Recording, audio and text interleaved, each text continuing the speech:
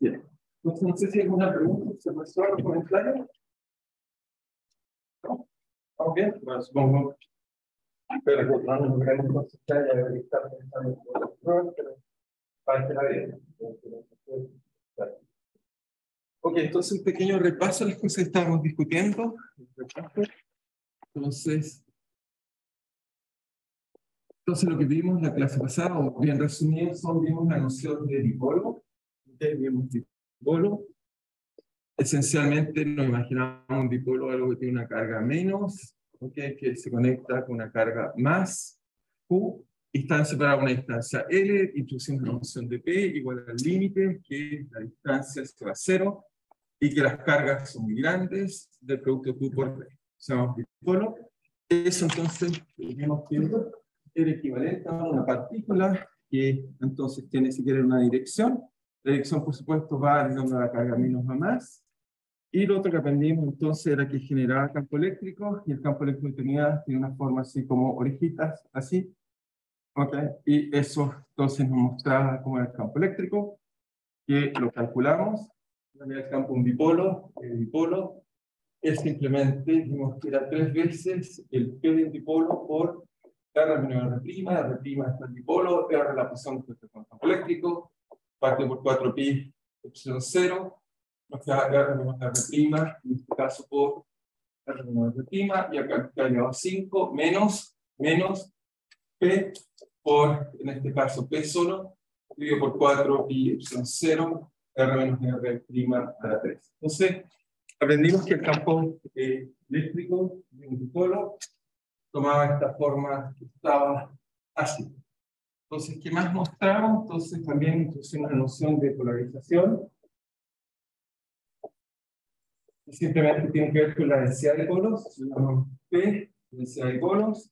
Entonces, teníamos un medio que tenía muchos dipolos. Y vimos entonces que podíamos introducir una densidad de polos que nos decía el número de polos que había por unidad de volumen, P, y a partir de eso vimos que el resultado más importante que vimos fue que eso es equivalente a una densidad de polarización superficial y volumétrica de polarización, porque el medio es como si hubiera carga efectiva, donde esto era simplemente el gradiente, perdón, la divergencia de la polarización, y acá nos quedaba que era P, entonces por la normal. Terminamos eso también. Y a partir de eso, fue el último que introducimos en la clase pasada y veamos fue el desplazamiento. Entonces, el vector de desplazamiento que introducimos es tal que vimos que usando la ley de Gauss de forma diferencial, que era ρ, en este caso debería ser las cargas totales, pueden ser de dos orígenes, las cargas pueden ser de polarización, o las cargas podrían ser, digamos, de origen cargas netas, y por lo tanto, eso se puede hacer en dos tipos de cargas, una las llamé libre y otra las llamé de polarización. Usamos la expresión de la polarización, que es la diferencia P. Eso lo reemplazamos acá, al colocarlo acá, entonces encontramos una nueva ley que nos dice que D, diferencia de D, desplazamiento, y ahora vamos a tratar de discutir más acerca de este D. La diferencia de desplazamiento es igual solo a ρ libre, 2 de desplazamiento, va a ser un vector auxiliar, pero que tiene mucho sentido, vamos a entender bien, como consecuencia que el medio se polariza, entonces el campo, el buen campo no es campo eléctrico, sino que el campo P, porque entonces se define de esa forma que estaba ahí. Ustedes tienen dudas o preguntas hasta ahí. ¿Estamos bien? ¿Estamos claros hasta ahí? ¿Sí? Entonces, lo otro, bueno, hoy día traje un polarizador, solo para jugar. Este es un material, digamos, que tiene la gracia de que es un polarizador, se toma las moléculas, está en una dirección. La luz de, por ejemplo, un monitor, debido a que es un cristal líquido, la forma que controlamos que hayan píxeles, que sea negro, blanco, cualquier cosa, lo que hacemos es que aplicamos un campo eléctrico y eso hace que las moléculas líquidas se reorienten y hace lo mismo que hace un polarizador. Son moléculas polarizadas en una cierta dirección. Entonces, veamos cómo funciona esto. Por ejemplo, ahí si ven, la luz pasa, pero si hago esto, mecánicamente no pasa. ¿Okay? ¿Pasa? No pasa. ¿Lo ven todos? No sé si alcanzan a ver todos, pero cualquier parte blanco, por ejemplo, ahí está, eso quiere decir que la luz viene en esta dirección y mis moléculas están en esta dirección. Entonces, cuando la luz no excita la molécula, puede excitar y por lo tanto la luz no es capaz de atravesar. Sin embargo, cuando está en la buena dirección, la luz puede pasar sin problema. ¿Ok? Y las pantallas ocupan este mismo principio físico, solo que lo que tiramos de las pantallas son las moléculas que llamamos cristales líquidos, son las moléculas alargadas, tipo bastones, como menos de 15 a 20 angstrom, las cuales están todas orientadas en una dirección, son alargadas como arroces, y entonces no tengo un voltaje, se giran, dejan pasar la luz o no dejan pasar la luz. ¿Okay? Y tenemos esa para, obviamente, aplicamos 3 voltajes, para que obviamente usamos colores distintos, y con eso generamos colores, y tenemos nuestras pantallas que son funciones de principio físico muy simple, que es exactamente como un polizador. ¿Ok? Solo quiero un poco tener eso como idea. Entonces, estamos viendo un ejemplo. ¿Por qué se llama desplazamiento? Entonces, ¿por qué se llama desplazamiento? Entonces, el desplazamiento se llama así porque imagínense que vamos a buscar un color que sea azul o rojo, etc. Entonces, imagínense que es un medio que tiene una cierta polarización. Entonces, esa polarización, si quieren, la voy a actualizar y la vamos a colocar así. Está polarizado, como el material que les acabo de mostrar, y tiene una polarización así. Entonces, si yo coloco una carga Q aquí, Q, entonces uno se pregunta, bueno, el campo eléctrico acá esencialmente solo ve, no ve como este campo acá muy fuerte, solo ve la carga Q, así que más o menos el campo eléctrico en esta zona es algo así. ¿Ok? ¿Sí? Sin embargo, si lo que me dice esto, que lo que importa el desplazamiento es la suma de la polarización más el campo eléctrico, me dice que si graficara, por ejemplo, si graficamos el P, en este caso, entonces, si las sumamos, en este caso, ¿qué podríamos que aquí T y P más o menos son paralelos porque aquí no hay P? Entonces, son paralelos. Sin embargo, acá hay un problema. Entonces, ¿cuál es el problema? Supongamos que el campo eléctrico está en alguna dirección, y vamos a ver. Entonces, el campo eléctrico está en alguna dirección, digamos, particular. Entonces, apunten a alguna dirección, ¿ok? Supongamos que apunten a esta dirección. Sin embargo, supongamos que eso, ¿ok? Sin embargo, el desplazamiento, como es la suma de D más P, entonces hace que el D aquí esté desplazado. ¿Okay? Cuando el medio no tiene polarización, ambos son paralelos. Sin embargo, cuando el medio está polarizado, este nuevo vector D que definí y satisface esta ecuación acá, entonces lo que tiene como gracia es que ya no coincide con el campo eléctrico, ya no son paralelos. ¿Por qué? Porque hay que sumarle este P. ¿Okay? Y entonces es ahí el origen de lo que lo llamamos vector de desplazamiento. Entonces, por insistir, pues tenemos un medio polarizado con polarizador, como les mostré, vuelvo a mostrarles para que no lo vuelvan a ver. Entonces simplemente vemos que aquí la luz tiene una orientación precisa, pero si yo coloco mi polarizador, por ejemplo, en una dirección o en otra, va a ser que pase luz o no pase luz, porque simplemente los electrones no se excitan, como lo expliqué antes. Entonces cuando tengo un medio polarizado, el campo eléctrico que sale hacia acá, entonces se va a sumar o se va a restar con el polarizador. ¿Okay? Es exactamente eso que está haciendo. Este está polarizado, tiene un ángulo bien definido. La polarización es un polarizador, de hecho. Entonces lo que hace es que si la luz que viene es polarizada, por ejemplo, si veo allá, por ejemplo, la nueva de la pantalla y la veo perfectamente. La azul, que está allá, y yo la veo, ustedes no la ven, pues hago así, no la veo. Cualquier cosa, esto detiene la luz, solo deja pasar la luz, la buena polarización, porque va a restar la otra, está en la mala dirección. ¿Okay? Entonces, el desplazamiento simplemente decimos, notamos que actividad muy simple de observación. Entonces, la polarización desplaza, ¿ok? El D en comparación al E.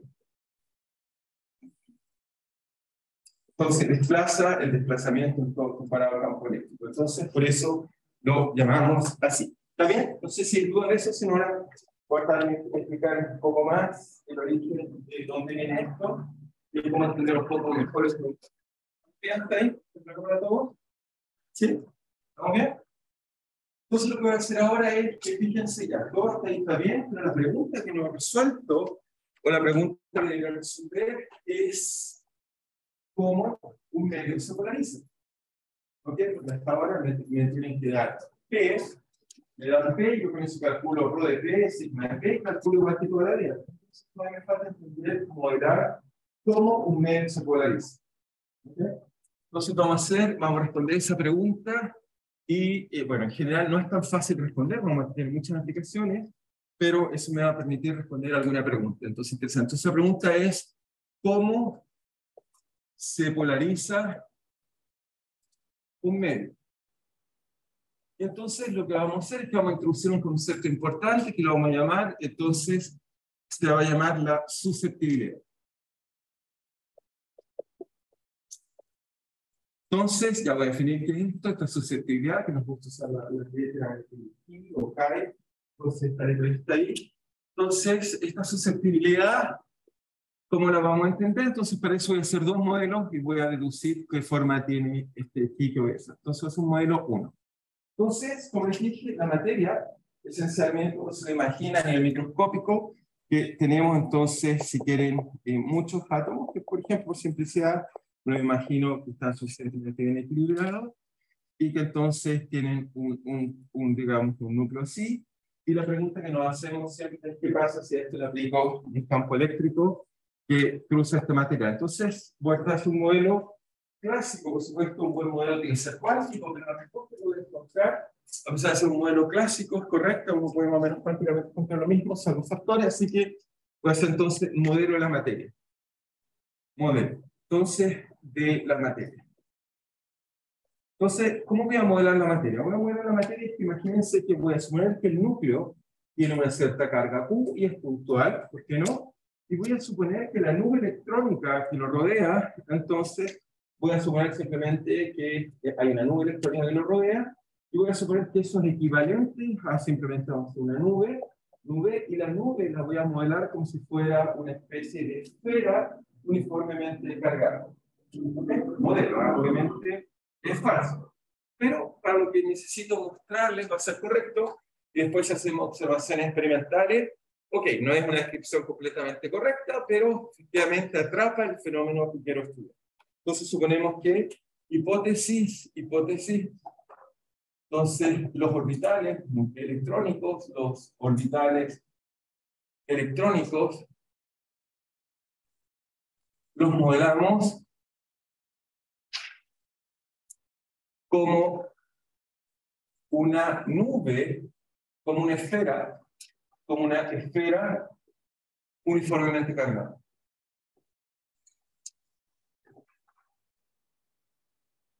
Por supuesto, esta esfera va a tener densidad de carga ρ, tal que si integro, obviamente, ρ en ese volumen, me tiene que dar la misma carga que está al centro que Q, por supuesto. O sea, obviamente, me tiene que dar la misma carga, obviamente negativa, para que esté en equilibrio. ¿Sí? Modelo así la materia. Y entonces ahora lo que hago, la pregunta que me hago es, y lo que voy a tratar de hacer, es preguntarnos entonces digamos, ¿qué pasa si entonces tengo una esfera y tengo entonces una carga aquí Q, hay una esfera cargada en torno a ella, que no es uniforme, y le aplico un campo eléctrico?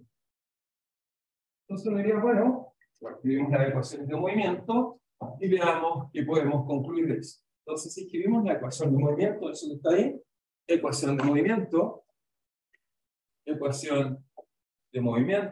uno diría, bueno, suponemos que el núcleo es la parte más pesada, obviamente recuerden que los electrones son muy livianos, muy veces más chicos, así que la masa lo siento más hasta acá, entonces colocamos la masa del núcleo, y eso le colocamos una posición R, y describe su posición, entonces sería su masa del núcleo, y además estamos colocando una posición R, que da cuenta de la posición del núcleo.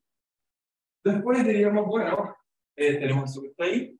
Si hay un campo externo E, la fuerza que siente el núcleo es simplemente la carga por el campo externo. Lo voy a poner externo para que quede más claro que un campo. ¿Ok? Y además tengo la esfera. Entonces acá debería colocar la fuerza generada por una esfera. ¿Ok?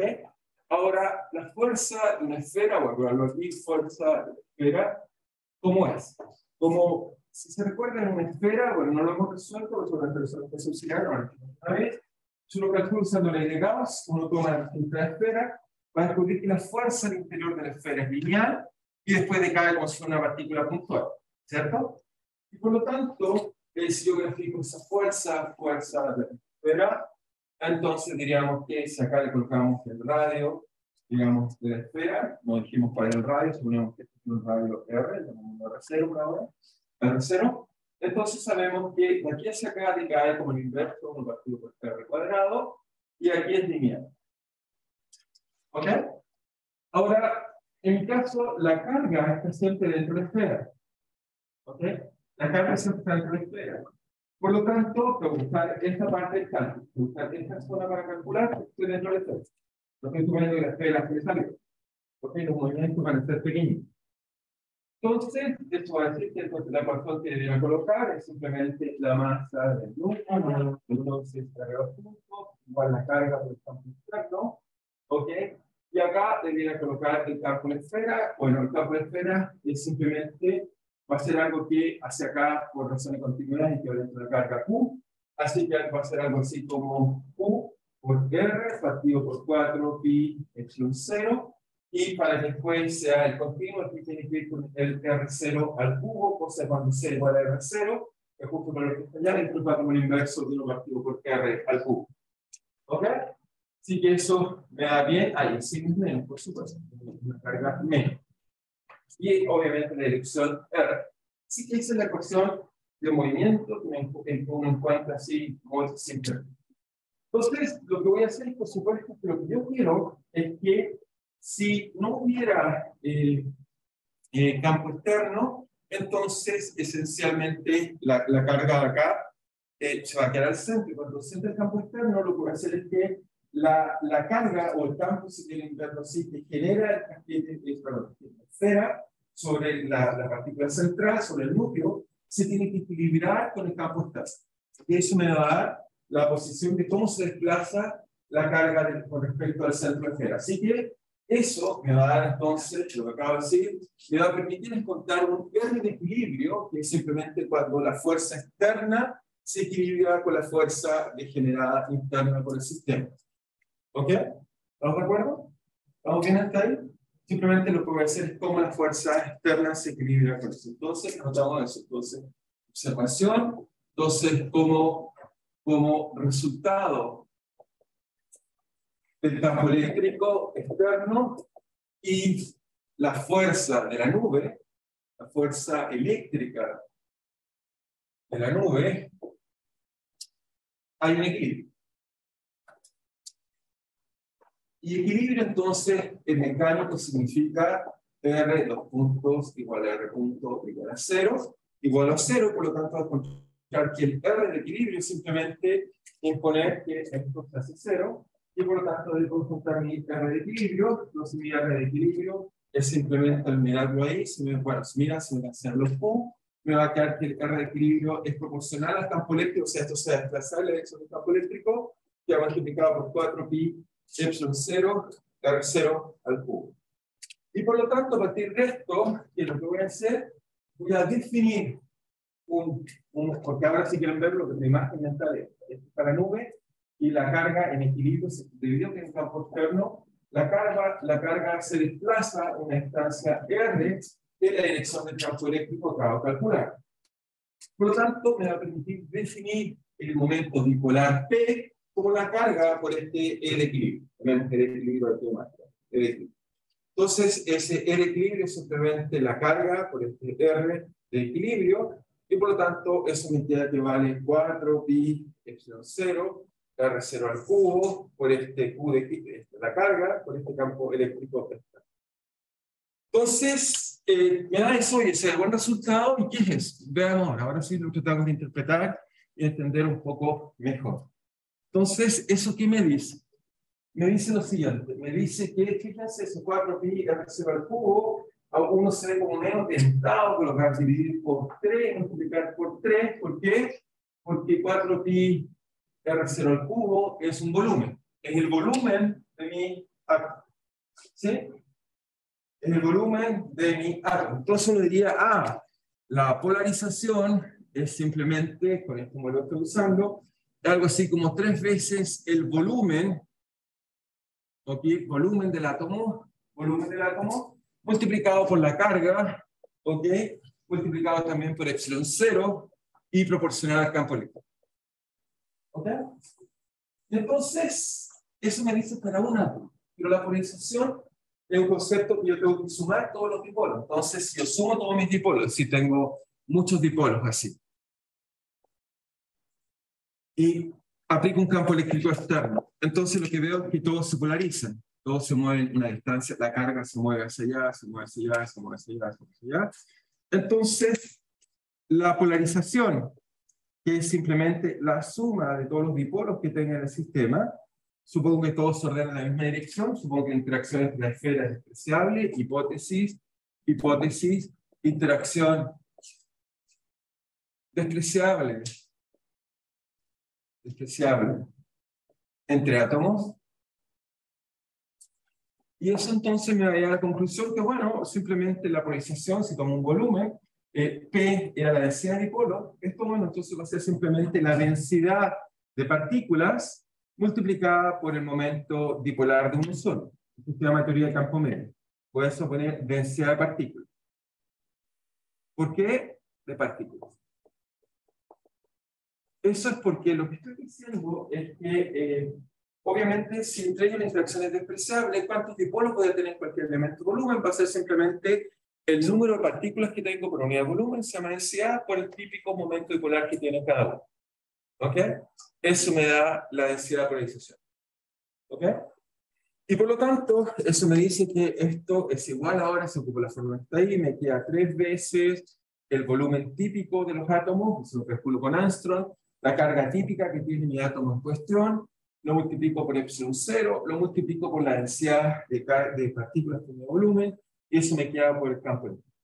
Y de aquí la conclusión importante y profunda que uno va a encontrar, uno puede derivar incluso usando cálculos más serios como mecánica cuántica y otros, uno va a concluir, entonces, por lo tanto, esta es nuestra conclusión, que la polarización es proporcional a el campo eléctrico.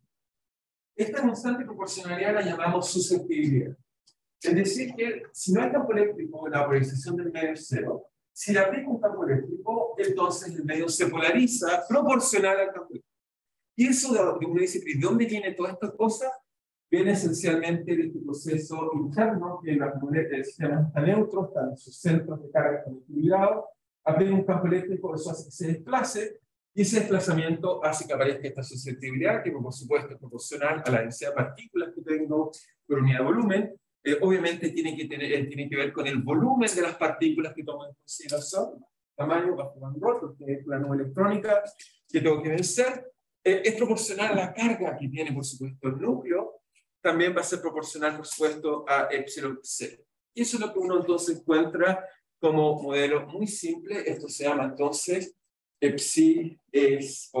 perdón, es la susceptibilidad. Es la susceptibilidad eléctrica. ¿Ok?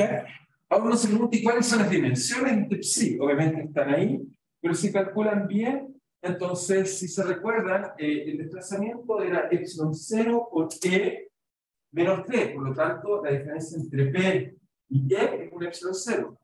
Por lo tanto, esto me dice que para que sean iguales, esto tiene que tener dimensiones de susceptibilidad. Si lo calcula bien, efectivamente eso va a dar bien oportunidad de susceptibilidad. Entonces, me queda epsilon 0. ¿Ok? ¿Estamos bien? ¿Para estar claro de todo? Entonces, eso me da el primer modelo. Ya voy a hablar un poco más de la susceptibilidad, de propiedades interesantes. Lo primero mostremos que vale eso. O sea, esto entonces ya me dice mi primer modelo. Entonces, entonces cuando un medio está polarizado o cuando un medio se polariza, en realidad, a primer orden lo que me está diciendo esto es que es paralelo simplemente. Quiere decir que es paralelo, ¿sí? Es paralelo, es decir que y en realidad, cuando es paralelo, tenemos un nombre. En el curso, esencialmente, vamos a estudiar este tipo de materiales porque cualquier otro es muy complicado, pero voy a hacer alguna observación inmediatamente. Entonces, observación. Entonces, en este caso, en este modelo, tenemos que P y E son paralelos. Y cuando esto ocurre, y además lineales, paralelos y lineales. En este caso, llamamos medios dieléctricos homogéneos. ¿Por qué homogéneos? Homogéneos Porque en todos lados se cumple esta relación, homogéneos, isótropos. ¿Por qué? Porque de acuerdo a una punta del campo eléctrico se dice de igual forma, isótropo y lineal. ¿Okay? Así vamos a mirar. Y estos van a ser los medios oficiales que vamos a ver en el curso. Salvo que sea explícitamente y siempre va a ser material. ¿Sí? Porque la unidad de medida es... O sea, lo que hice fue usar esta relación para recordarme más fácil, para no empezar a calcular B, N, etcétera. Lo que hice fue, es que tienes que recordarte qué cosa que D es epsilon 0 por E más B. Por lo tanto, lo que es difícil es ver esto es una cosa de orden epsilon 0. ¿Ok? Más rápido se lo podemos aprender esta clase. ¿Ok? Entonces tenemos que estar ahí.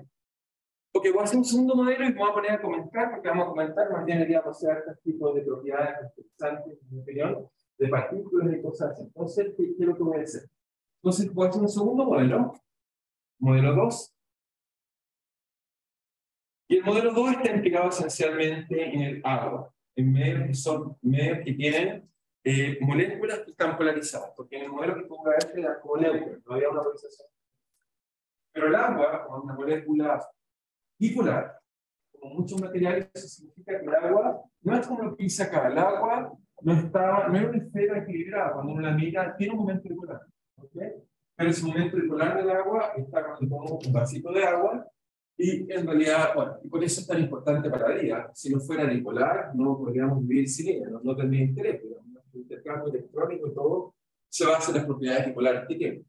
Entonces, el agua es una vida. En realidad son puros dipolos desordenados. Estoy solo viendo el agua en un punto de vista eléctrico. ¿Okay? Lo que recuerdo es que dijimos que el agua es una molécula así, y eso tiene que una carga efectiva, si quieren verlo así, digamos, una carga aquí menos, una carga más, y tiene un momento bipolar así. Por lo tanto, las moléculas de agua, entonces, son como algo que tiene flechitas que están en todas las direcciones así. ¿Ok? Un medio eléctrico. No es como este que está acá. Les dije que la gracia es que tengo acá este material, en la película material que está perfectamente orientada a estas moléculas, y eso hace entonces, como les dije, que se comporte perfectamente como un polarizador. Si coloco agua, el agua atraviesa perfectamente esto. Si le aplico un campo eléctrico al agua, entonces sí se vuelve un polarizador. Podría ser esta propiedad que ven ahí, que deja pasar la luz o no deja pasar la luz. ¿Ok? Entonces, eso se lo podemos hacer con el agua. Entonces, lo que me voy a preguntar ahora es qué pasa si le aplico un campo eléctrico a esto. ¿Ok? Y recuerdo dos cosas. Las cosas que recuerdo son lo que aprendimos. Una, que la energía era menos P por E. Y también vimos que el torque con el campo eléctrico era simplemente P cruz E. Entonces, con esas dos propiedades, lo que normalmente está diciendo lo mismo, ¿eh? Me dice que esencialmente las moléculas, cuando sienten un campo eléctrico, sienten el torque, y por lo tanto van a tender a moverse tal que esto se haga cero. La energía me dice que se ponen a girar también, porque se minimiza cuando es paralelo. ¿Okay? Ahora, como un sistema macroscópico, muchos tanto van a tomar el diverso curso, como bien, una prueba termodinámica, entonces digo que en el sistema macroscópico hay intercambio con otro grado de libertad, así que a pesar que el sistema conserva la energía, ese intercambio de energía hace que haya disipación. ¿Okay? ¿Estamos todos de acuerdo? A mí siempre me encanta decir que disipación es como siempre así como si la energía fuera una cosa como la plata, y si yo viniera aquí con un maletón con plata y cero luego que le usaban plata acá abajo. Entonces aquí le di 20, le di 200, le di 500, y sí. Y después, esa es la energía. Eso es lo que pasa en el tiempo que existe en este cambio de tiempo a todo la libertad. Y después me pregunto, devuélvame la plata. ¿Ok? Les aseguro que voy a tener disipación de plata. ¿Okay? No porque no me la quieran devolver, no porque no sean honestos, por un problema macroscópico. Los problemas son tantos que en ese intercambio que tenemos, la probabilidad de que toda la plata se me devuelva es baja. Seguramente al momento que me la devuelva un poco, lo puedo meter a otro, etcétera, pero existe este proceso de disipación, existe en cualquier sistema macroscópico. ¿Okay? La disipación es un concepto o un fenómeno asociado a los sistemas macroscópicos, en el cual hay llega a 26 grados de libertad intercambiando cosas, y la probabilidad de que todos me devuelvan la plata es muy baja. Seguramente aquí lo podría hacer los bancos, no sé cómo se da la regla. Pero los bancos no le prestan plata a todo el mundo. Cuando prestan plata, calculan intereses y cosas así, porque saben que hay disipación, y el interés lo calcula de tal forma que el forzamiento es mayor que la disipación, y eso me asegura que siempre gano plata. Es porque el banco te recupera toda la plata que presta, pierde plata. O sea, por eso hipoteca, quita cosas, hay disipación, pero un buen ingeniero por ahí se calcula bien. Lo que debe calcular es que entonces la inyección que le voy a imponer a esa devuelta de dinero es mayor que la disipación. Así entonces gano esto. Sí.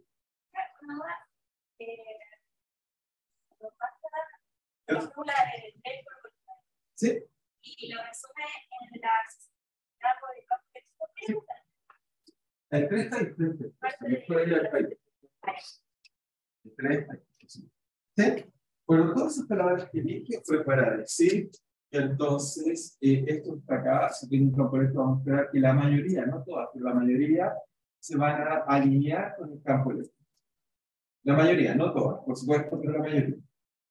Entonces, eso hace que ese resultado del campo eléctrico. Por lo tanto, si se alinean y lo sumo, lo que voy a concluir es que en promedio la suma debiera ser proporcional también al campo eléctrico debido a este proceso de disipación. ¿Ok? Y por lo tanto uno espera que en este caso simplemente todos van a quedar más o menos paralelos y por lo tanto cuando tiene un campo eléctrico, la polarización entonces va a ser tal que la suma de todos estos momentos bipolares va a ser proporcional al campo eléctrico, pero lo que no puedo demostrar en este caso que es lineal. En el caso que dije antes, sabía que era lineal, porque el cálculo demostró que tenía el campo eléctrico lineal, pero en ese caso, lo único que sé es que se enderezan, pero lo que no sé es si esto es una constante o una función de... ¿Ok? ¿Ok? Es lo único que no sé. En este caso, lo que no sé, bueno, si las moléculas se enderezan, pero si yo aplico un campo eléctrico muy grande, quizás esa cantidad, esa proporcionalidad más grande. En este cálculo que le hice antes, no dependía del campo eléctrico. Pero en general, con el argumento que estoy usando acá, no puedo decir eso. Lo único que puedo concluir es que es proporcional. Pero la constante proporcionalidad puede ser una función del campo eléctrico. ¿Okay? Obviamente esto es escalar, pero va a ser una función. ¿Okay? En general, cuando uno estudia cualquier material, efectivamente es así. Uno puede mostrar que la polarización es una parte constante que va con E, después de una parte, por ejemplo, no lineal, típicamente, por ejemplo, un medio llamado medio Kerr. En este caso, en el medio Kerr, lo que nos aparece es que esto es proporcional al módulo de esto del campo eléctrico, etc. Esos son los medios que llamamos no lineales. Y son muy útiles en una área de la física que llamamos la óptica no lineal. Por ejemplo, las fibras ópticas con las cuales indicamos información son un medio Kerr. ¿Okay? Por eso funciona. Por eso podemos enviar información y no se pierde. Si fuera lineal, se perdería. ¿Okay? Así que es muy útil. Las pantallas o cristales líquidos también son un medio Kerr, no lineal. ¿Okay? Obviamente eso es interesante, muchas propiedades interesantes, pero eso nosotros lo llamamos la óptica no lineal, que obviamente no es parte de este curso. En este curso nos vamos a quedar solo con el C0, porque es más simple. ¿Okay?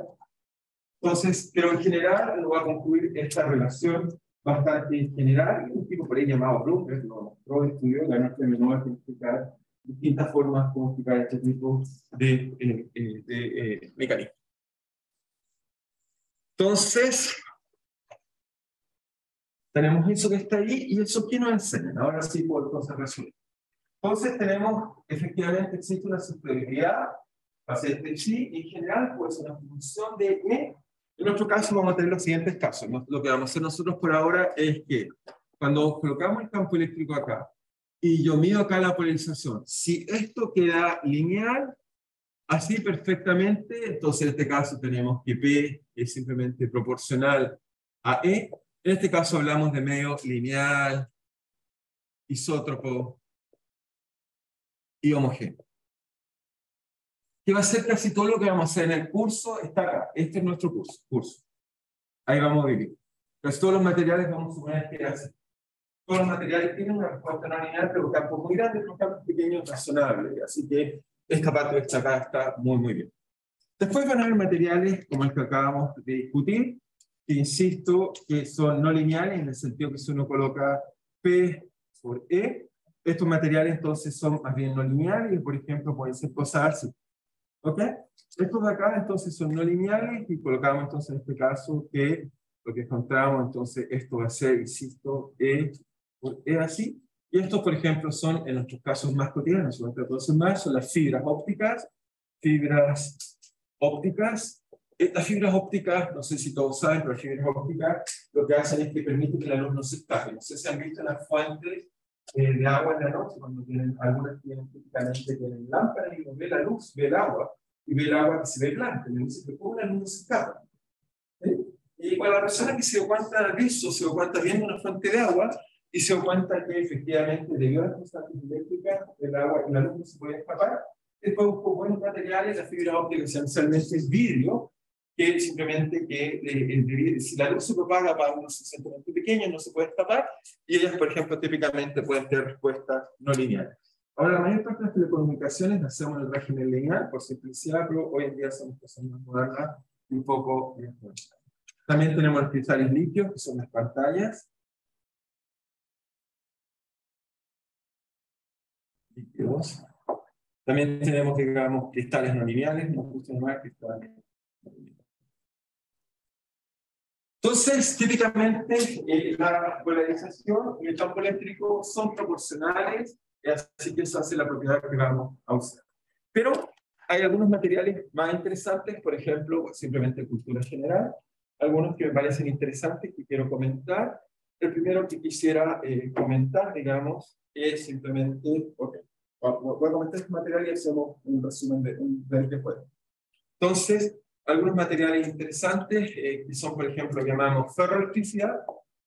Ferroelectricidad. ¿Qué es la ferroelectricidad? Es, de nuevo, si uno hace el mismo experimento, toma un material, aplica un campo eléctrico, mido P. Estos materiales tienen una propiedad extrañísima, que es la siguiente, que uno viene por acá, y entonces lo primero es que a campo eléctrico cero sí está polarizado. Tiene polarización. Si uno aumenta el campo eléctrico, crece. Si uno disminuye el campo eléctrico, baja hasta un valor crítico y después salta a otro valor finito y hace un fenómeno al cual llamamos histéresis. Esto acá llamamos histéresis. Eso significa para el mismo campo eléctrico existen dos valores de equilibrio. ¿Ok? Tenemos materiales que son ferroeléctricos. Ok, déjenme buscar si coloqué piezoeléctrico. No coloqué ningún ferroeléctrico, pero busquemos algún ferroeléctrico para que nos diga ferroeléctrico. Busquemos algún material, simplemente son materiales medio raros, pero o sea, no son tan usuales, pero todos ustedes los conocen bien. Ya les voy a decir por qué los conocen bien. Estoy simplemente buscando un ejemplo de algún material ferroeléctrico, simplemente no me puso ninguno. Veamos si colocamos en inglés. Okay. Veamos si tenemos algo, y simplemente están los que explican la ferroelectricidad. Ok, bueno, ahí está la aplicación más útil, pero quiero buscar algún material. Bueno, aquí dice algo que tiene que ser bien en el subsistema, ¿verdad? No encuentro ningún material. Y aquí hay material. Busco y... Ok, acá tengo algunos. Como ven, son medio cosas extrañas, tienen circonia, daño, etc. Son un poco raros. Pero ¿por qué me parecen son interesantes? Bueno, con estos eléctricos explico si un niño me para en la calle y me dice: profesor, me dio una tarea para la casa. El profesor me dijo: ocupe su pendrive y llévese la tarea. Y él me pregunta: ¿cómo puede hacer esa máquina? ¿Okay? Me gusta este pendrive viejo, pero lo que tiene es que tiene un circuito eléctrico a los demás. ¿Okay? Esto, ¿cómo funciona? Su principio de funcionamiento es la ferroelectricidad. Se lo explico inmediatamente. Uno dice: ¿cómo diablo puedo guardar una foto, una imagen? ¿Cómo guardo la información aquí? Esto no es magnético. ¿Okay? Es rápido, se lee muy rápido y se guarda bien. Y me dice: ¿pero cómo funciona? ¿Ok? Entonces, la forma con que funciona ese pendrive es la siguiente. Entonces, ferroelectricidad. Entonces, bueno, podemos colocar algún material, ni siquiera no sé de memoria, vamos a colocar ejemplo, solamente ejemplo para que quede guardado para nosotros. PBSR, titanio 103. Son materiales bien raros, pero muy útiles en nuestra vida cotidiana. Supongo que todos tienen algún pendrive o tienen algún dispositivo donde guardan información así. Incluso muchos computadores de memoria RAM que tienen rápida funcionan basados en este principio. ¿Cuál es la idea? La idea es que, fíjense, este material sin campo eléctrico tiene polarización. ¿Okay? Entonces, ¿cuál es la gracia? Puedo tomar una oblea de este material. Y imagínense que vengo y de alguna forma tengo algún dispositivo, tengo electrodos pegados arriba, si lo que hacemos en la práctica, pero supongamos que no están, y le aplico un campo eléctrico. ¿Qué pasaría si le aplico un campo eléctrico? Si le aplico un campo eléctrico suficientemente intenso, supongamos campo eléctrico lo aplicamos hacia arriba, en ese lugar, entonces se va a polarizar por acá arriba. Y después lo corto. ¿Qué pasa una vez que lo corto? ¿Qué pasa una vez que lo corto? Lo prendo, el mío no sé cómo está polarizado, pero lo prendo y le aplico un campo intenso. Lo polarizo en esa dirección. ¿Cierto? Porque estoy por acá arriba. Acá. Después lo apago. ¿Sí te lo puse? Así que se polariza en esa dirección. Así que queda hacia arriba. ¿Ok? Después agarro otra zona y le aplico un campo eléctrico para abajo. O para arriba. Otra para abajo. Otra para arriba. Otra para abajo. Otra para arriba. Otra para abajo. Para arriba, para abajo, para arriba. Y lo que hago con eso es que dejo dominios que quedan polarizados. Y después no hay campo eléctrico. Después simplemente saco mi electrodo y le digo a esa persona que le hace su tarea a su casa. Y se la lleva, se la toma en el bolsillo, saca una foto, no sé qué, se la lleva en su bolsillo y se lleva esto. ¿Ok? Y la gracia que tiene es que ahora dice, ya, pero ¿cómo leo? Bueno, ahora me acerco, no le aplico un campo eléctrico intenso, porque si lo aplico intenso lo voy a borrar. Vengo y leo con algún campo eléctrico donde me dé la gana, pero por acá no tan intenso, de tal forma que no voy a cambiar la polarización. Y ese cuando lee me dice, mira, esto es 0, 0, 1, 0, 0. Y entonces tengo un medio digital que me permite guardar información. Y eso funciona y así lo usa. ¿Okay? Tan simple como eso. Es una trivialidad, pero esa trivialidad nos permite guardar información. Y guardarla mucho tiempo, porque obviamente, como se hace en el curso de termodinámica, para que esto se borre, tengo que dar mucho tiempo. Hay fluctuaciones térmicas, por supuesto, la polarización está fluctuando, pero si esta histérisis gigante de una barrera de nucleación tan grande, que la probabilidad de que esto salte y se me dé vuelta para abajo es tan pequeña, que no lo veo nunca. Puedo dejar esto mucho tiempo y no hay ningún problema. No voy a ver que puedo calentar, salgo caliente mucho, mi memoria sigue perfectamente funcionando. Guardo los datos aquí, ni siquiera miraba que tendrá hace años. Durante si lo coloco voy a descubrir lo que grabé en mi cerebro. ¿Ok? Tan simple como eso. Y lo puedo borrar y escribir tantas veces como quiera, basado en esta idea tan simple que es la ferroelectricidad. ¿Ok? Obviamente es más difícil explicar por qué los materiales tienen esto. Si alguien me preguntaron una vez por qué un material puede tener una polarización intrínseca. La razón tiene que ver cuando vamos a escala atómica y vemos la celda atómica, vamos a ver que la suma está aquí como el agua. La suma de la celda atómica está aquí, hay una densidad de carga positiva y negativa que no se equilibra bien. Así que a nivel atómico tiene para arriba o para abajo. Uno puede mostrar que las dos son completamente simétricas. Entonces, cuando yo aplico un campo eléctrico intenso, privilegio una o la otra. ¿Ok? ¿Es claro para todos? La idea de las memorias magnéticas es exactamente la misma idea. Se llama en ese caso ferromagnetismo. Lo conocemos hace mucho tiempo. Pero la gracia de los ferroeléctricos, a diferencia de los ferromagnéticos, es que los ferroeléctricos, primero que nada, no los manejamos con voltaje, somos muy buenos para colocar electrodos y medirlos rápidamente. Por lo tanto, medir con este tipo de cosas nos hace que sea mucho más rápido. Todas nuestras memorias RAM no son magnéticas, son ferroeléctricas. ¿Okay? Las memorias magnéticas que usamos para guardar cosas, que las tenemos, un disco duro, esos sí son magnéticos, pero en este caso lo que hacemos es que tenemos una aguja magnética que va recorriendo y magnetizando en distintas posiciones. ¿Okay? En cambio, esto acá son electrodos que aplican una voltaje. Así que lo hacemos así, y por eso en realidad cuando uno mira estas cosas, las cajitas negras o circuitos, y simplemente están llenos de electrodos que hacen que guarden información. ¿Ok? ¿Estamos claros todos? ¿Está bien para todos? Muy bien. Así que esta cosa ya no es un misterio, supongo que es gracias a la ferroelectricidad. Así que descubrimos ese tipo de cosas. Así que es muy importante. Entonces anotamos bien esa observación. ¿Okay? Observación. La ferroelectricidad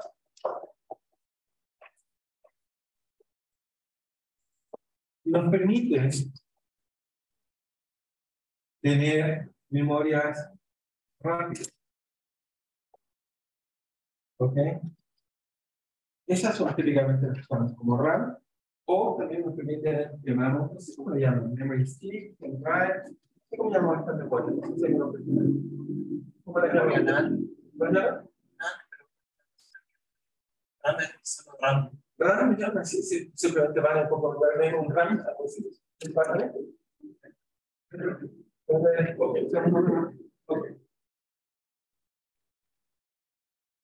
Muy bien. Así que eso nos permite hacer ese tipo de... Ahora, ok, si nos damos un respiro, si no, entonces por eso les voy a contar otra cosa que me encanta mucho, que son los pisos de equipo. Ok, vamos a hablar un poco de eso también para cultura general. Nos damos unos minutos para ir al baño, etcétera. ¿Sí? Los pisos eléctricos son en una cosa de fuerza, también como que terminan generando a partir de un campo eléctrico. Están en muchos lugares, todos los teléfonos de todos ustedes tienen piso electrónico. De hecho, los sensores, de hecho, cuando tú caminas, por ejemplo, los bloques modernos, te vienen los pasos que hacen. El movimiento mecánico lo usa. No importa, ahí eso te da vuelta. Los micrófonos también. Te voy a explicar varias aplicaciones. Todavía estamos viendo que simplemente que bueno, también es un material inerte. Entonces, porque ¿sí? Acá, me equivoqué, aquí. Permite tener memoria. Memoria, perdón. Parece que me faltó memoria. Memoria. Vale. ¿Está bien? Disculpa. Me digo que te que hacer una. Lo que pasa es que tú estás escribiendo pensando para ver si no estamos. Ok, no estamos. Estoy seguro que no duran para siempre si uno le No duran para siempre porque siempre existe una probabilidad. Siempre existe la probabilidad, la gran fluctuación. No, pero el hecho de escribir también al final del cambio. Sí, también es plan de cambio, pero las fluctuaciones térmicas también nos favoran. De hecho, en todas las memorias que usamos, se pueden ir todas, hasta los, no sé, los discos, porque solo que tienen una vida media, no existe memoria temporal. Por eso cada cierto tiempo tenemos que volver a grabar y grabar y grabar. Incluso ni siquiera, pero hago una memoria, no sé, grabando en la pared, haciendo hoyo. Hasta eso se ha hecho perder con los años. Ahora memoria.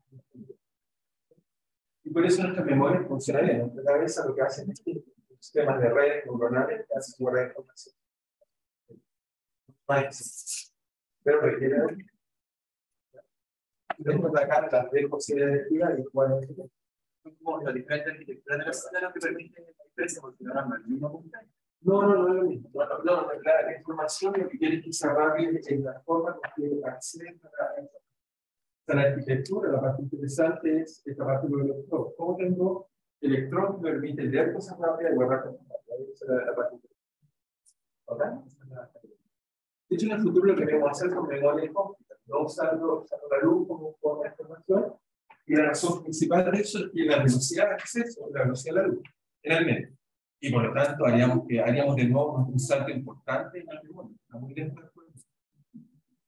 Casi todos ustedes se compran un computador, tardíamente nos mejoramos más. Uno le tiene más procesadores, más no sé qué. Cuando yo era estudiante como ustedes, me compraba un computador. 2 años después, o 3 años después, el computador era casi 10 por eso y la cambio ahora, ya se admiran. O sea, casi comprar computadores nuevos es en algún pequeño detalle, pero muy menos. No un cambio sustantivo. Necesitamos una tecnología distinta que nos permite hacer saltos más grandes. Nos permite hacer avances más rápidos. Pero bueno, a eso también ustedes trabajan en algunos, supongo. ¿Alguien quiere resolver? ¿Alguien estará rico por eso?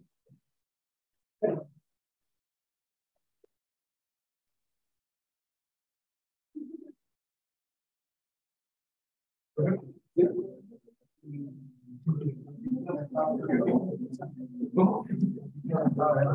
El disco estaba sólido, su disco estaba sólido, efectivamente, el sistema magnético es la los discos duros tradicionales son típicamente son mecánicos, lo agarran de mecánicos.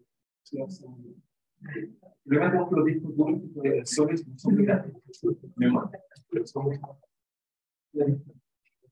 aquí es magnético. También hay que mejorar. Hay una cosa electrónica. También sabemos que comprenden solo que más chip. Son bueno, también tiene una parte magnética. Pueden ser la parte magnética.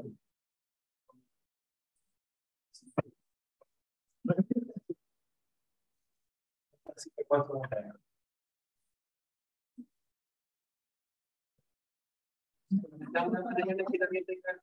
Nosotros podemos solo estudiar acá, pero bueno, esas partes son muy avanzadas. Tenemos que ser mucho más. Pero nosotros no vamos a Pero,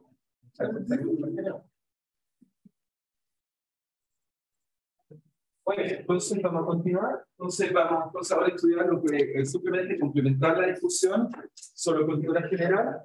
Entonces, como les dije, vamos a ver otro tipo de material que son los que llamamos peso eléctrico. No sé si alguien sabe lo que es un peso eléctrico.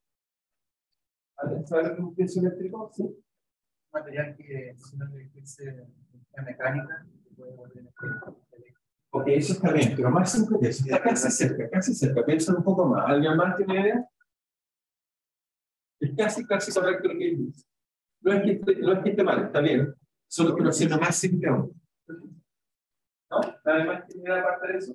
Para los pisos eléctricos son materiales, ok, lo voy a dibujar acá, son materiales que tienen la gran ventaja, por aquí colocar algunos ejemplos, son materiales, digamos, bueno, ahí está un poco la idea, son materiales que uno los aprieta, ok, mecánicamente, es decir, que uno, no sé, viene así, colocamos, no sé, lo preparamos con las manos, si quieren, obviamente no es el caso, pero no puede hacer eso.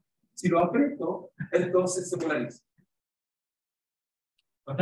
Si lo aprieto, se polariza. ¿Ok? Entonces, esto nos permite que la información mecánica, con los compañeros también, se transforme en ¿cómo se polariza? Una vez que se polariza, entonces ya sabemos que la polarización puede inducir campo eléctrico, si el campo eléctrico entonces induce diferencias de voltaje. Por lo tanto, los piezoeléctricos van a hacer algo maravilloso. ¿Qué van a hacer de maravilloso? Va a ser lo que conecta nuestro mundo mecánico, la mecánica que estamos estudiando, con el mundo eléctrico. Porque van a ser estos aparatos o estos materiales los que tienen esta propiedad, los que nos van a permitir hacer este tipo de cosas. Y aquí déjenme ver si tenemos algún ejemplo de material. Bueno, está la historia de ellos, algunas explicaciones. Bueno, tenemos cuarzo, hay rubilo, tenemos sal, cerámica, etc. ¿Y cuál es la utilidad de estos materiales piezoeléctricos? Más bien nos interesa que vean las utilidades. Bueno, cuando yo era más pequeño, ya no existen, pero la primera aplicación, pero vamos a estar presentando algo. Los piezoeléctricos más comunes que conocíamos eran los tocadiscos. No sé si han visto los tocadiscos, no los conocen, pero ahora algunos no conocen. Somos conocidos los tocadiscos. La aguja o tocadisco es el piezoeléctrico. Lo que hace eso es que la aguja, cuando se mueve sobre esos rieles que da el disco, al moverse, deforma el piezoeléctrico, y al deformar el piezoeléctrico, entonces genera un voltaje, y lo que hace todos los aparatos es leer ese voltaje y eso me hace.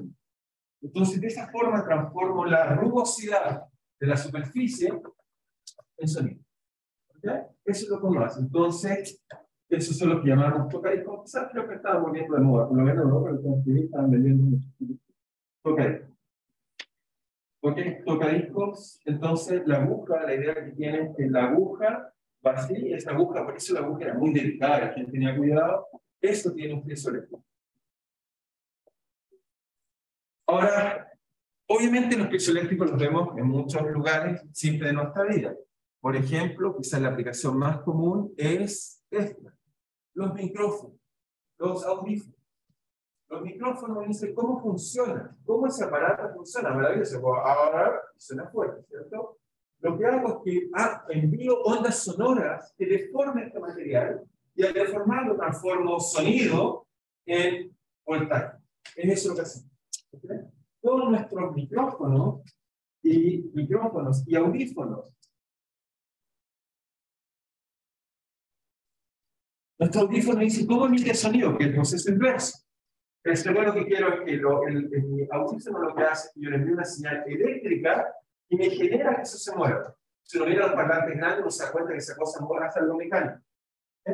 Los grandes ocupan un proceso distinto, que algo magnético por inducción, pero los pequeños lo que hacen es que emiten pequeñas deformaciones, porque el proceso es al revés. O sea, si yo le aplico un voltaje, un piezoeléctrico se deforma.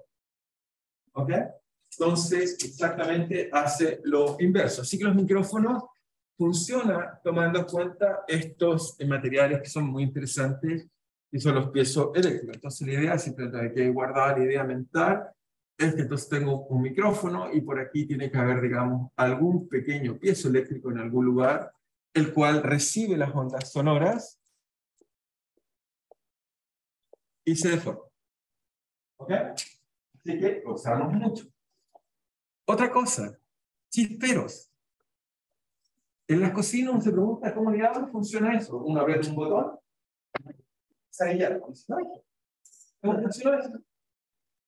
En el TX, lo que hace uno es que aprieta mecánicamente un piezoeléctrico, hace que haya suficiente voltaje, ese voltaje es capaz de impulsar una descarga eléctrica que rompe el vacío y se va a pasar, ¡pum! Se prende. ¿Ok? Tan simple como eso. Así que también lo usamos en esas cosas que la gente, digamos, bueno, coloca, no sé, hagamos un dibujo. Así, por aquí entonces sale la llama, lo colocamos en rojo. Algo así, pero eso prende porque acá tengo un pequeño piezoeléctrico que de alguna forma le aplico una diferencia de voltaje. Esa diferencia de voltaje, entonces, cuando yo lo aprieto mecánicamente, lo deformo. Mecánicamente uno, por eso tiene que apretar, digamos. Uno aprieta y eso genera una descarga que hace que esto se prenda. ¿Ok? ¿Estamos bien? ¿Sí? Los audífonos con Bluetooth. Bluetooth es una onda electromagnética. Ahí lo que hace es que entonces está aplicando un voltaje. Cualquier cosa, ahí ocupas el revés. Estamos hablando de voltaje en deformación mecánica. O sea, estos materiales lo que hace es que une la mecánica con la parte eléctrica. Si no lo tuviéramos, tendríamos problemas. ¿Okay? De hecho, por ejemplo, todos, como deben tener aparatos, todos sus teléfonos dicen, oye, ¿cómo mi teléfono mide el paso? O ¿cómo el teléfono mide la aceleración? ¿Ok?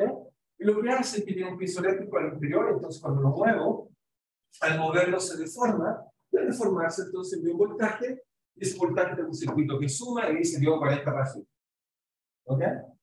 Todos sus acelerómetros, de hecho lo ocupamos en los autos, lo usamos en todos los teléfonos, todos los aparatos de medida de acelerar. Cuando aceleramos algo lo deformamos, son muy pequeñitos, son pequeñas deformaciones, pero si me generan voltaje, podemos medir. Eso es la gracia. Entonces también lo usamos para hacer acelerómetros. Ok, entonces eso está en los teléfonos, hoy en día en los teléfonos, en los relojes, etc. En los autos, sí que son elementos muy útiles en nuestra vida cotidiana, lo usamos por todos lados, simplemente que es ahí donde está la magia, cómo logramos medir, pasar de algo mecánico a algo eléctrico. El último ejemplo que quiero colocar, solo para tener ejemplos, digamos, este de acá, que me gusta, simplemente es lo que llamamos las ecografías. Nos pregunta cómo de ahora funciona la ecografía. Porque no podemos usar, digamos, radiación. Si usamos radiación, mataríamos al bebé. ¿Okay? Entonces, creo que ellos demandarían rápidamente. Al principio, supongo, de la época de Marie Curie, alguien se le ocurrió, pero le pongamos la radiación y veamos lo que pasa. Yo les recuerdo la época de Marie Curie, de la Segunda Guerra Mundial, y se ocupó cómo hacer aparatos que lo llevaban al frente de guerra y medían a la gente, le hacían radiografía en vivo y lo empezaban por primera a operar sin problema, porque los doctores, imagínense, le llegó una bala a alguien, no sabía dónde llegaba la cabeza, se morían la mayor parte de las personas. Marie Curie entonces se logró rápidamente cómo desarrollar, operar, ya sabía, ya habían desarrollado bien la radiografía, pero no tenía aparatos rápidos. Sí, aparatos rápidos, que lo podían llevar, rápidamente sabiendo dónde tenía la bala, lo operaban rápido, no se equivocaban tanto, porque veían en tres dimensiones. Pero en este caso no podemos hacer eso, porque si no se nos muere el paciente, o el futuro paciente. Entonces, ¿cómo hacemos esto? ¿Por qué creen que se llama ecografía? ¿Quién creen que hacemos en una ecografía? Muy bien, pero ¿cómo funciona? ¿Hasta ahí estamos bien? O sea, lo que hacemos es hablarle a la guagua. ¿Qué más? ¿Cómo responde entonces? Muy bien, tan simple como eso. O sea, si tuviéramos, digamos, diseñaríamos algo así, digamos, que acá está, digamos, el bebé, todavía está en formación. Entonces, lo que hacemos, por supuesto, es colocar algo por acá, y lo que hacemos entonces es emitir ondas. El primer paso es cómo emitimos ondas, de nuevo, un piso eléctrico que se deforma, que emite ondas. Lo usamos como emisor, pero al mismo tiempo, el mismo emisor lo ocupamos o tenemos otro como receptor. Ese receptor, entonces, que está acá, que de nuevo es un material que se deforma, nos transforma eso en señal eléctrica y tenemos obviamente un dice, pero con un solo sensor no. Son varios sensores porque tenemos que reconstruir la onda. Un problema clásico que llamamos scattering, que es como si yo quiero una onda y la onda que me viene a enseñar, cómo reconstruir la imagen. ¿Okay? Pero eso lo vamos a hacer porque obviamente hay muchos receptores, no es uno solo, y con esos muchos receptores somos capaces, digamos, de hacer eso que está ahí, y entonces ver imágenes como las que vemos ahí, y entonces podemos explicar, digamos, funciona. Así que estos materiales son muy, muy útiles en nuestra vida cotidiana, permiten entender cómo funcionan las cosas. ¿Ok? Ahora uno podría pensar, ya, pero podemos hacer cosas así, no sé, para buscar, no sé, nuevas, digamos, fuentes mineras o cosas así. Vamos a hacer ese tipo de cosas, pero no con este tipo de ondas, sino otro tipo de ondas. Pero decir que los llamo a que piensen como uno con ideas muy simples, uno piensa y trata de crear cosas que sean útiles en nuestra vida cotidiana. De eso se trata la ingeniería. Se trata de diseñar cosas que nos cambien la vida. ¿Sí? Porque tienen muchos sensores, no es uno solo. ¿Ok? Porque imagínate, yo sé que esto puedes imaginar. Cuando me hablas, o sea, sé que estás allá, pero no te puedo imaginar cómo son tu voz o tu pelo. Pero imagínate que me conecto en la cabeza miles de orejas. Y ahora si me hablas, podría reconocer, si tienes acá, crearía con el sonido o imagen. ¿Okay? De hecho, los delfines lo hacen. ¿Okay? Nosotros no hacemos eso, nosotros lo hacemos con la vista. En la vista tenemos muchos sensores. Si tuviera un solo sensor, vería un solo rayo de luz, y sería igual como cuando yo te hablo y no puedo reconstruir.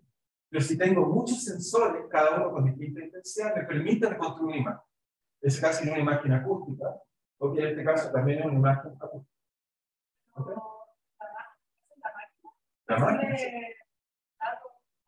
No, bueno, obviamente uno recibe un montón de pequeñas pulsaciones y después uno hace una convulsión y reconstruye la imagen. ¿Okay? Pero obviamente porque tenemos muchos sensores, mientras más sensores, pues reconstruir más información. ¿Okay? Cada uno de ellos me dice información, hay una curvatura, hay problemas, y por eso uno reconstruye. El problema no obvio es saber si eso es invertible. ¿Okay? Pero eso ya lo sabemos resolver, si es invertible. ¿Okay? O sea, así podemos saber cuál es la imagen. Si hubiéramos problemas que imágenes son estaríamos por no podemos resolver. Ya lo sabemos resolver.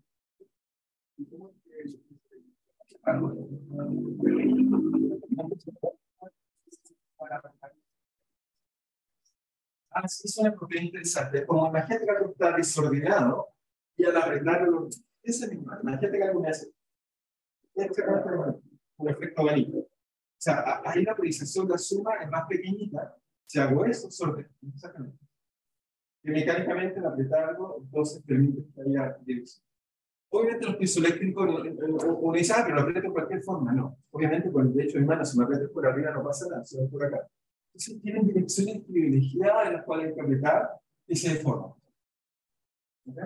No es tan simple. Pero la idea es más o menos eso lo acá, lo llaman el efecto abanico. ¿Ok? ¿Estamos bien? Muy bien. Y me queda el último ejemplo, que dice una forma más ejemplo, pero simplemente de cultura general, que es importante todos conozcan lo que nos podamos, es lo que llamamos piroelectricidad. ¿Alguien conoce eso?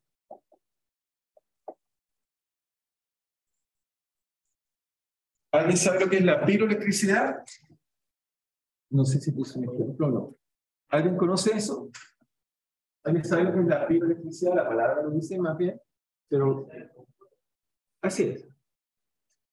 Entonces, en vez de hacerlo mecánico, estos materiales son lo que hace es que son materiales que al calentarse se polarizan. En vez de deformarse se polarizan. Estos materiales de acá entonces no tienen un material espiroeléctrico. ¿Ok? Ustedes quizás no ven algunos ejemplos. La piroelectricidad entonces tiene esta gracia de que uno entonces calienta el material. Lo calentamos por acá y vamos.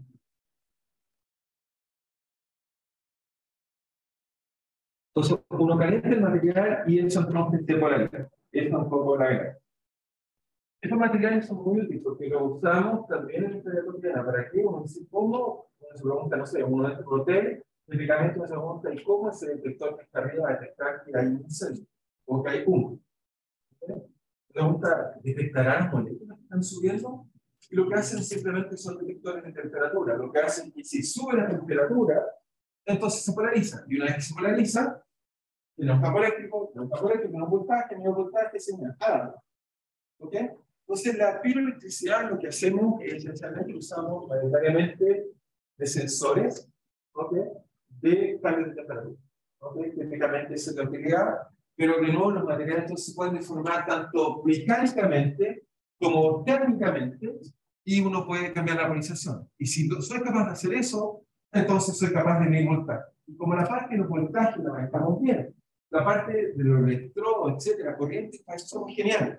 La parte difícil es tener esta interfaz, pero por suerte para nosotros existen materiales como esos que son mecánicamente sensibles o térmicamente sensibles y con eso entonces hacemos mucha magia de nuestra vida cotidiana. Entonces tratamos de hacer lo que es utilizar la propiedad del material. ¿Sí?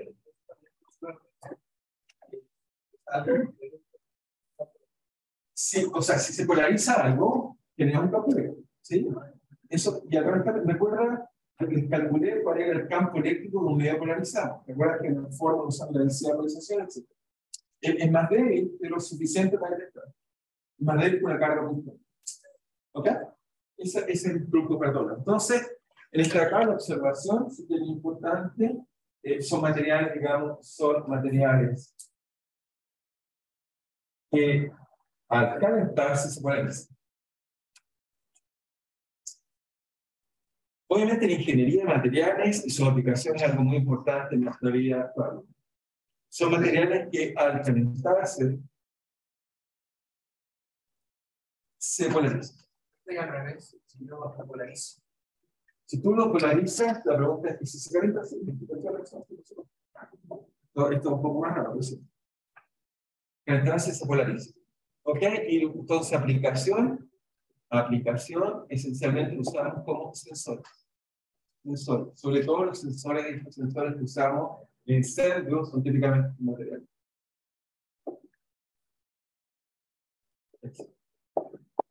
¿Ok? Muy bien, entonces vamos a hacer ahora un ejemplo. Yo les dije todos los ejemplos que quería decir. Esto no se me olvidó ninguno. ¿Está bien? Ok, entonces lo que vamos a hacer ahora, vamos a calcular un pequeño ejemplo para entender un poco más cómo funciona un medio dieléctrico, pero para eso, fíjense, lo que voy a hacer ahora es, voy a volver hacia atrás. Entonces, habíamos visto entonces que la polarización es proporcional a psi por E, ¿cierto? Hasta ahí vamos bien. Pero veamos ahora cuáles son las consecuencias de nuestra teoría. O sea, ahora veremos a más bien todo el curso. La primera consecuencia que tenemos es que fíjense que esto típicamente tiene dimensiones de epsilon 0, así que nos gusta más bien colocar algo así como un kappa, un número, por n. O por epsilon 0. Kappa es un número, como tiene dimensiones de epsilon 0, es un número que multiplica epsilon 0 por n. La primera conclusión que vamos a ver de eso es que si volvemos a nuestro desplazamiento, el desplazamiento entonces era epsilon 0 por E más la polarización. Pero la polarización en este caso vale K por epsilon 0, así que esto es simplemente epsilon 0 por 1 más K por E. Entonces, en un medio dieléctrico homogéneo y lineal, uno descubre que el desplazamiento es proporcional al campo eléctrico con una constante que la llamamos constante dieléctrica del medio. Esa llamamos epsilon. ¿Ok? Y este epsilon, obviamente, bueno, acá si quieren verlo, obviamente este epsilon está relacionado a epsilon 0 por 1 más. ¿Ok? ¿Qué significa esto? Y aquí por primera vez nos permite explicar algo que no se puede explicar nunca en el principio del curso. ¿Qué diablo era esta constante epsilon 0? Porque en la práctica, obviamente, cuando la gente medía campo eléctrico y medía fuerzas, obviamente siempre las medía en un medio directo, no las podía medir en el vacío. Porque el experimento que les dije hizo Coulomb lo hacía en el aire. Y por lo tanto, su problema era que jamás podía medir esto, sino que lo que medía era epsilon. ¿Okay? Entonces, lo que empezaron a hacer es cambiar los medios hasta encontrar un medio que tuviera la constante eléctrica más chica posible. Ese medio lo que llamamos vacío, tratamos de hacer un vacío, y a ese medio eléctrico le encontramos esta constante. La constante más bien una constante en una cota de la fuerza que veía en el medio que cada vez estaba menos polarizado. ¿Okay? Por eso, cuando partimos, hablamos de epsilon 0, la constante dieléctrica del vacío. Constante dieléctrica del vacío. El vacío no es un medio dieléctrico. Simplemente es un límite que podemos imaginarnos a partir de medio dieléctrico, si le voy sacando dipolo, cuando ya no es dieléctrico, ¿qué es lo que me queda? Y ese era el vacío. ¿Okay? Así entonces fue pensado. Pero entonces, Lo primero que descubrimos es que usando esta relación para medios isótropos homogéneos lineal, que va a ser lo que vamos a estudiar en el curso, lo que vamos entonces a descubrir es lo que está ahí. Es decir, lo primero que vamos a decir para medios isótropos homogéneos lineales. Entonces tenemos que el vector de desplazamiento es proporcional, paralelo al campo eléctrico, y la constante de proporcionalidad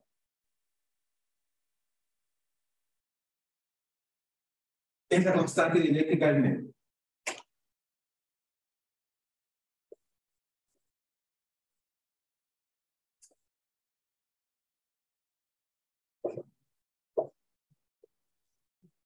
¿Ok? Entonces, algunas tablas para que tengan valores, cómo se polarizan algunos materiales comparados con el vacío. Entonces, colocamos materiales.